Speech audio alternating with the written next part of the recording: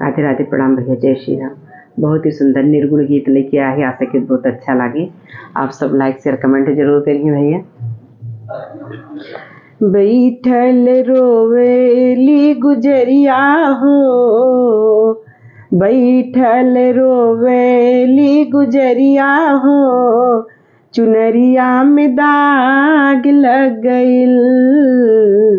बैठल रोवेली गुजरिया हो, चुनरिया में दाग लग गइल।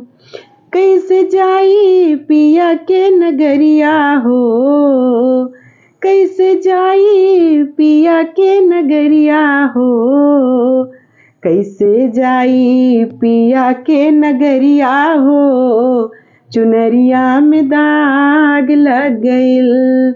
बैठल रोवेली गुजरिया हो, चुनरिया में दाग लग गइल। आइल बगवना के हमरो संदेशवा, जाई कहाँ मारा के पियवा के देशवा। आइल बगवना के हमरो संदेशवा, जाई के बा हमरा पियवा के देशवा। कांच बाड़ी हमारी उमरिया हो, कांच बाड़ी हमारी उमरिया हो, चुनरिया में दाग लग गइल।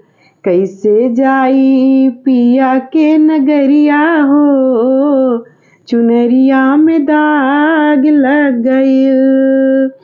नैहर में चारों गो यार बनावली, दिन रात वो नहीं से नैना लड़ावली।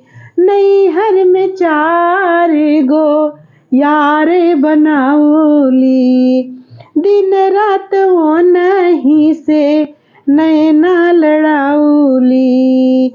उनका सुतौली हम सजरिया हो, उनका सुतौली हम सजरिया हो, चुनरिया में दाग लग गइल।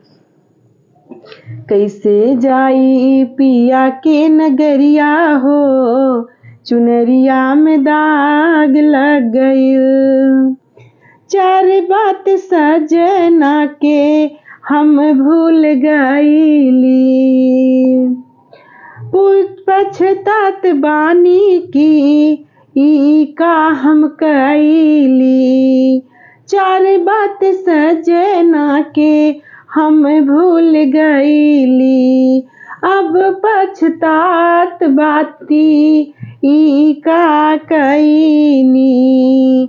डोली आविल हमरो दुअरिया हो, डोली आइल हमरो दुअरिया हो, चुनरिया में दाग लग गइल। कैसे जाई पिया के नगरिया हो, चुनरिया में दाग लग गइल।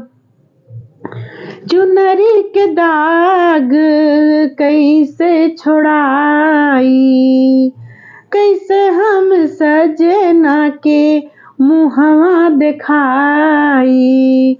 चुनरी के दाग हम कैसे छोड़ाई, कैसे हम सजना के मुहवा दिखाई।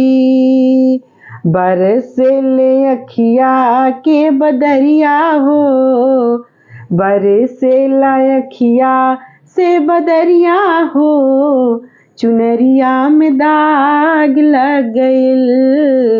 कैसे जाई पिया के नगरिया हो, चुनरिया में दाग लग गइल। बैठल रोवेली गुजरिया हो, चुनरिया में दाग लग गइल।